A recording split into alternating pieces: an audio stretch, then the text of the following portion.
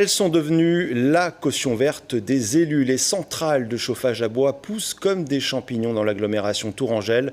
2 ont récemment vu le jour à Saint-Pierre-des-Corps et Joué les Tours.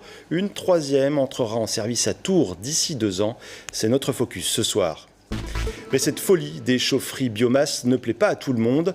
Pour les écologistes de la Sépente, elle menacerait les ressources en bois du département. Maxime Buchot. Aujourd'hui, cette centrale de Saint-Pierre-des-Corps est la seule chaufferie au bois de la métropole. Mais plus pour longtemps, car en 2021, il y en aura 3. Et pour les alimenter, il faudra au moins 130 000 tonnes de bois par an. Sur le papier, la biomasse, c'est un progrès écologique, une énergie plus verte. Mais cette tendance interroge la Sépente, association de préservation des milieux naturels. D'après son président, il y a un risque, celui de transformer les forêts tourangelles en usines à bois. Ces centrales, en petite quantité ou à taille moyenne, sont tout à fait écologiques.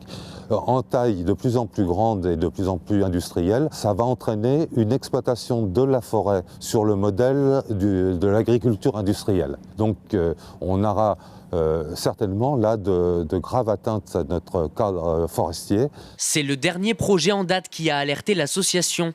La construction d'une nouvelle chaufferie biomasse dans la zone industrielle du Menton, à Tours. 27 000 tonnes de bois pour alimenter en énergie les 800 bâtiments publics de la métropole. Pour la Sépente, si les collectivités locales continuent à ce rythme, elles risquent d'être obligées d'aller chercher du bois de plus en plus loin, ce qui entraînerait un bilan carbone négatif. Des interrogations infondées d'après la métropole. Nous avons souhaité que l'approvisionnement se fasse dans un rayon de 100 km. Donc nous avons la certitude que la forêt de cette région est en capacité de répondre aux besoins. Alors, comment se portent les forêts tourangelles ?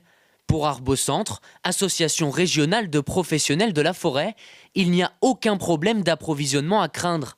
Au contraire même, ces centrales, ce serait une opportunité pour les professionnels du bois qui, aujourd'hui, peineraient à écouler leur stock. À l'échelle régionale, on a environ 1 million de mètres cubes disponibles pour l'énergie dans les années qui viennent. Donc ça peut représenter une dizaine de centrales telles qu'elles sont amenées à être mises en place à l'échelle de la métropole de Tours. D'après Arbocentre, il y a donc fort à parier que de nouveaux projets de chaufferie au bois voient le jour dans les prochaines années.